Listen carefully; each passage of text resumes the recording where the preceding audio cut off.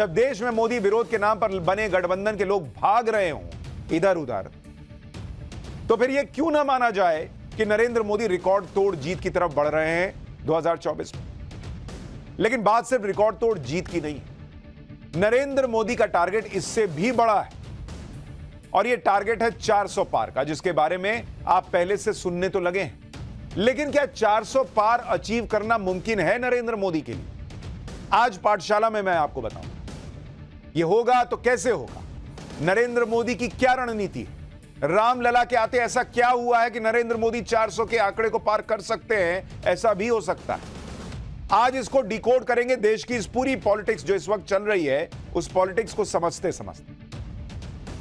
पहले आप देखिए कि स्थितियां कैसे नरेंद्र मोदी के पक्ष में मुड़ती चली जा रही है। पहली बात, इंडी गठबंधन बिखरता चला जा रहा है। नीतीश कुमार चले गए, ममता, केजरीवाल, अखिलेश सब अलग अलग रास्ते पे चल रहे हैं। इंडी गठबंधन कहने को रह गया जो बना ही था नरेंद्र मोदी को हराने। दूसरी बात, एनडीए का कुनबा बढ़ता जा रहा है। अब नीतीश कुमार आ गए, अकाली वाले कभी भी आ सकते हैं, यह भी कहा जा रहा है। तीसरी बात, राम मंदिर की प्राण प्रतिष्ठा से देश भर में जबरदस्त राम लहर है और साथ में नरेंद्र मोदी की भी लहर है। आप संयोग देखिए कि जब से रामलला की प्राण प्रतिष्ठा हुई तब से कैसे पीएम मोदी के पक्ष में अजब संयोग बनता चला जा रहा है। आप याद है आपको 22 जनवरी को प्राण प्रतिष्ठा हुई, उसके बाद से आप देखिए एक हफ्ते के अंदर क्या क्या नहीं हो गया। फिर मैं आपको आंकड़े बताऊंगा। 23 जनवरी को, 22 तारीख को प्राण प्रतिष्ठा हुई, 23 जनवरी को ममता बनर्जी ने ऐलान कर दिया कि बंगाल में वो अकेले लड़े, यानी बंगाल में पूरा गठबंधन मिल जाएगा, नरेंद्र मोदी को हराएगा। वो मामला ही रामलला के आते सेट हो गया, खत्म। नरेंद्र मोदी के खिलाफ मिलकर ये लोग नहीं लड़ पाएंगे, ममता बनर्जी ने 23 को कह दिया। 23 जनवरी को ही भगवंत मान ने कहा कि पंजाब में आम आदमी पार्टी अकेले चुनाव लड़ेगी, तो वहां भी मामला इंडी गठबंधन का बिगड़ गया रामलला के आते ही। 26 जनवरी को राहुल की यात्रा को बंगाल में कुछ हिस्सों में इजाजत नहीं मिल पाई, तो पब्लिक ने वो भी देख लिया कि बॉस क्या ही ये लोग सहयोगी हैं। राहुल गांधी की यात्रा बंगाल में ही कई जगहों पे इजाजत नहीं मिली। अब आप बताइए, ये बीजेपी शासित राज्य में हो जाता तो ये लोग कहते कि लोकतंत्र खत्म हो गया। 28 जनवरी को बिहार में सरकार ही गिर गई। वो सरकार जिसके एक वक्त शिक्षा मंत्री जो थे, उन्होंने रामचरितमानस को लेकर क्या क्या नहीं कहा। तेजस्वी यादव ने कहा था कि पैर टूटेगा तो अस्पताल जाइएगा कि मंदिर जाइएगा। अब तो सरकार गिर गई, अब कहां जाइएगा बॉस। और नीतीश कुमार एनडीए में चले आए। 29 जनवरी को कांग्रेस ने कह दिया कि अखिलेश से मिली 11 सीटें यूपी में अभी फाइनल नहीं है। 22 तारीख को आप देखिए रामलला आए हैं और एक हफ्ते के अंदर नरेंद्र मोदी के विरोधी जो हैं वो तहस नहस होते जा रहे हैं। अब ये संयोग है या क्या है पता नहीं, लेकिन ये हो रहा है। और ये बात प्रधानमंत्री मोदी भी जानते हैं कि उन्होंने जो 400 प्लस का टारगेट सेट किया है वो कहने में तो बहुत ज्यादा है बॉस। 400 प्लस कोई मामूली बात है। ये वैसे है कि आप T20 में कह रहे हैं कि हम 300 मारेंगे। अरे बॉस, मारने को मार दीजिएगा, लेकिन इतना आसान नहीं है T20 में 300 मारना। वैसे ही 400 प्लस सीट लाना पॉलिटिक्स में इतना आसान नहीं है। छोटे मोटे चैलेंज तो पीएम मोदी हालांकि लेते भी नहीं है। पीएम मोदी का 400 प्लस का टारगेट कितना प्रैक्टिकल है और इसके लिए क्या क्या माहौल बन रहा है, इस टारगेट को पूरा होने के कितने चांसेस हैं, हमने इसको जरा एनालाइज किया और आज इसीलिए आपके सामने सारी बातें सिलसिलेवार ढंग से रखूंगा। आपको भी समझ में आएगा कि देश में क्या चल रहा है। देखिए, अगर बीजेपी को, नरेंद्र मोदी को 400 प्लस का टारगेट पूरा करना है तो उसकी यह भी कोशिश रहेगी कि वो ज्यादा से ज्यादा सीटों पर अपने उम्मीदवार उतारे, क्योंकि जितने ज्यादा सीटों पर वो अकेले लड़ेगी बीजेपी, उतने ही उसके जीतने के चांसेस रहेंगे। अभी ऐसी खबरें हैं कि बीजेपी इस बार अपना सियासी इतिहास में सबसे ज्यादा सीटों पर चुनाव लड़ने जा रही है। साल 2014 में बीजेपी ने 543 में से 427 सीट पर अपने कैंडिडेट उतारे थे और उसे 282 सीटों पर जीत मिली थी। 2019 में बीजेपी ने 436 सीट पर उम्मीदवार उतारे और 303 सीट जीती। यानी बीजेपी ने 2014 के मुकाबले 2019 में 9 सीटों पर ज्यादा चुनाव लड़ा और 2014 के मुकाबले 21 सीटें उसे ज्यादा आई। 5 साल के एंटी इनकम्बेंसी के बावजूद, यानी 1 सीट पर एक्स्ट्रा लड़े तो करीब 2 सीट ज्यादा जीते। इस पैटर्न से यह पता चलता है कि जितनी ज्यादा से ज्यादा सीटों पर बीजेपी खुद अपने चुनाव लड़ती है, उतना ही उसे फायदा होता है। और इसीलिए ऐसी खबरें हैं कि इस बार बीजेपी 475 से लेकर 500 सीट तक पर अपने उम्मीदवार उतार सकती है। और अगर पिछले 2 चुनाव का पैटर्न देखें तो 500 प्लस 400 प्लस का टारगेट मुश्किल लग सकता है, लेकिन बॉस ये असंभव नहीं है। और मैं ये क्यों कह रहा हूं, अभी आपको पूरा फैक्चुअली आंकड़े के जरिए बताऊंगा। और ये पाठशाला की एक्सक्लूसिव रिपोर्ट है बॉस। आप देखिए किस तरह से समीकरण बन रहे हैं, क्या गणित है। आज पूरा आपको मैथ्स की क्लास में समझाऊं। अब यह समझिए कि पीएम मोदी ने लोकसभा चुनाव के लिए जो 400 प्लस का टारगेट रखा है, उससे अभी बीजेपी कितनी दूर है और कितनी पास। जैसे अगर आप देखेंगे कि अभी की स्थिति क्या है, नरेंद्र मोदी का जो 400 प्लस का टारगेट उन्होंने रखा हुआ है, उससे अभी वो कहां बैठते हैं, 400 प्लस सीट। इससे दूरी कितनी है बॉस? 2019 में एनडीए को, यानी नरेंद्र मोदी प्लस सहयोगी, इनको कितनी सीटें आई थी? 353 सीटें। तो 350 तो एनडीए पहले ही पार कर चुका है। अभी मौजूदा ताकत कितनी है? मौजूदा ताकत एनडीए की कितनी है? 349, क्योंकि इसमें अभी 333 है प्लस 16 सांसद जेडीयू के, ये भी इसमें आ गए, तो ये लोग 349 पर पहुंच गए। अगर यह मान लिया जाए कि एनडीए 2019 के प्रदर्शन को दोहराने में कामयाब रहेगी, तभी भी 400 प्लस के टारगेट से, यानी ये जो 400 प्लस का टारगेट है, इससे अभी भी आप मान के चलिए कि यही अगर इन्होंने अचीव भी कर लिया तो -51, यानी इसमें अगर आप 51 जोड़िएगा तब ना 400 होता है बॉस। तो अभी 51 सीट कहां से आएगी? इसकी भरपाई करने के लिए बीजेपी ने जो रणनीति बनाई है, उसमें उन सीटों पर भी फोकस है जहां बीजेपी नंबर 2 पर रही। अब ऐसी कौन सी सीटें हैं बॉस? अगर आपको वो बताऊं, 2019 का अगर आप आंकड़ा देखिएगा, 2019 लोकसभा चुनाव 72 सीट ऐसी थी जहां बीजेपी नंबर 2 पर थी, यानी बीजेपी सेकंड नंबर की पार्टी है 72 सीट पर। इन सीटों पर अगर बीजेपी का वोट 5% बढ़ा, वोट बीजेपी का 5%, तो बीजेपी इन 72 में से 38 सीट जीत जाएगी, 38 सीट जीत सकती है मात्र 5% वोट बढ़ाने में। हालांकि 5% वोट इतना आसान नहीं है, लेकिन अगर बीजेपी नरेंद्र मोदी की लहर में, राम लहर में 5% वोट इन 72 सीटों पर बढ़ा ले, तो उसको सीधे सीधे 38 सीट उसमें जुड़ जाएगी।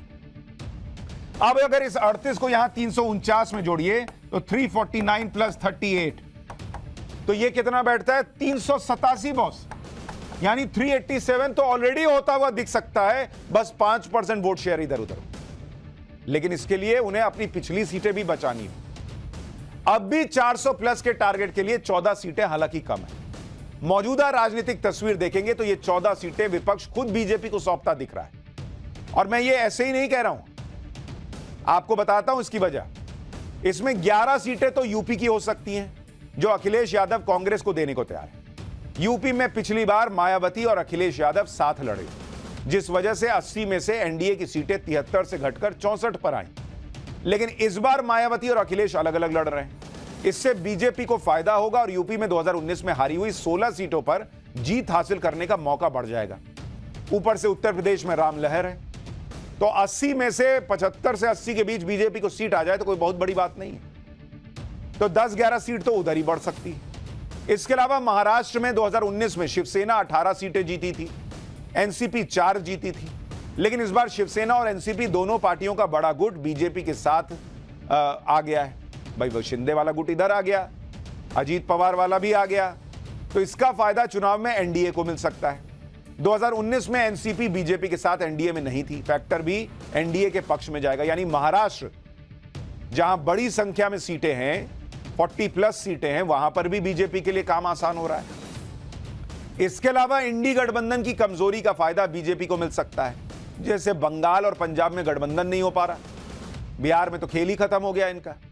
पंजाब में 13 सीटें हैं, 2019 में कांग्रेस को वहां 8 सीटें मिली थी और आम आदमी पार्टी को 1 सीट। लेकिन 2022 के विधानसभा चुनाव के बाद कांग्रेस पंजाब में कमजोर हो गई और आम आदमी पार्टी, कांग्रेस की गठबंधन की जो बात चल रही थी वो भी नहीं होने वाला। दूसरी तरफ बीजेपी और अकाली दल के फिर से साथ आने की खबरें तेज हो रही हैं। ऐसे में कुछ सीटें पंजाब से भी आ सकती हैं। इन सब फैक्टर्स को एक साथ देखेंगे तो 400 प्लस के टारगेट के लिए जो 14 सीटें कम दिख रही हैं, वो हासिल करना बहुत बड़ी चुनौती नहीं दिख रही बीजेपी की। राम मंदिर का माहौल और देश की बेहतर आर्थिक स्थिति होने की वजह से पीएम मोदी के सामने कोई सत्ता विरोधी भयंकर लहर भी अभी नहीं दिख रही।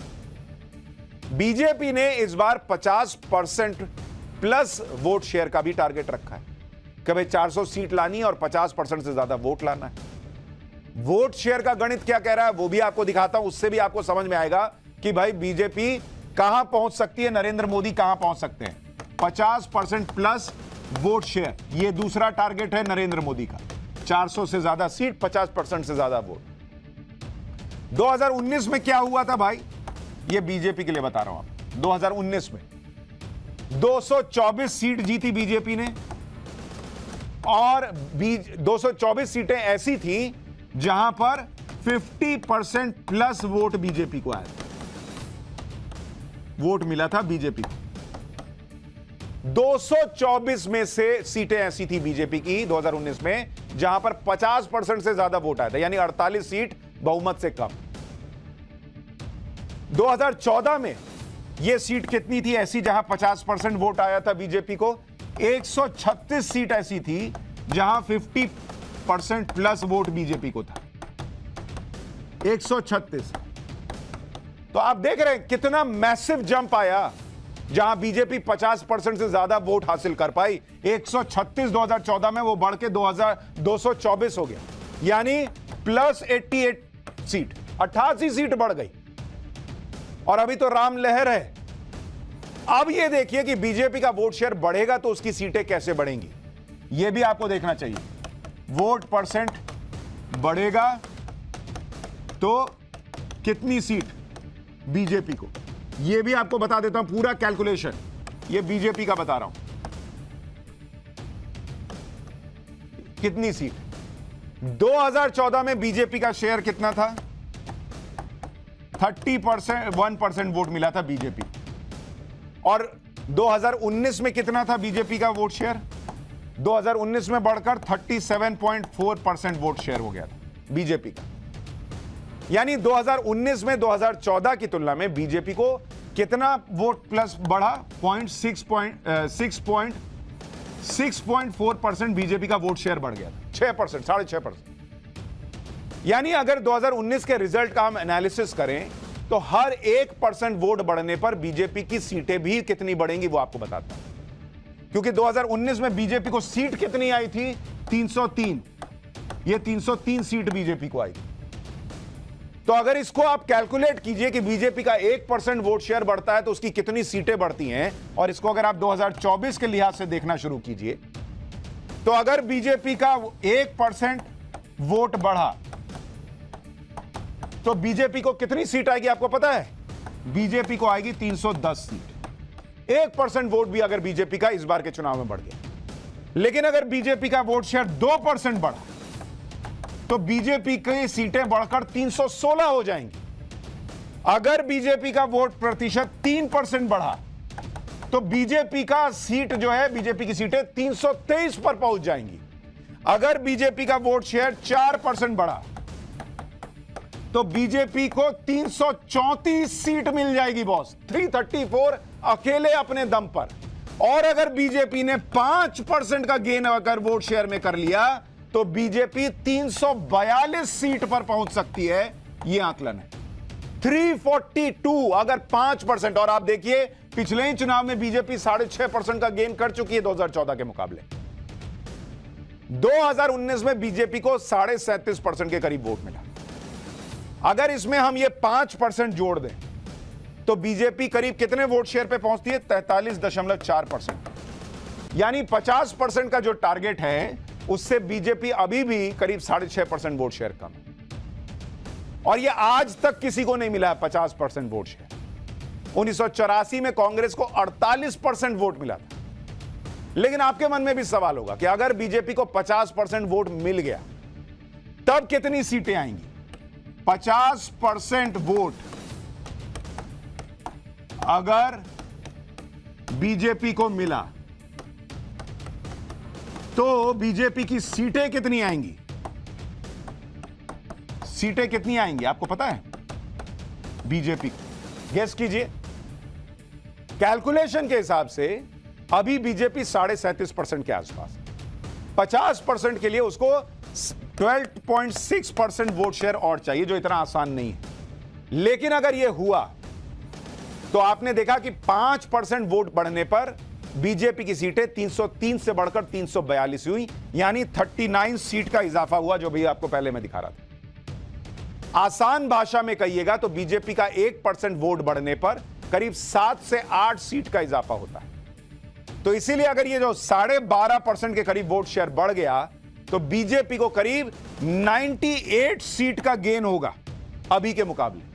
और बीजेपी के 98 गेन का मतलब है 303 plus 98 is equal to 401 seat, यानी बीजेपी 400 का आंकड़ा पार कर जाएगी अगर उसको 50% वोट शेयर मिल गए। और उस 50% वोट पाने के लिए बीजेपी को यह 12.6% का गेन करना होगा।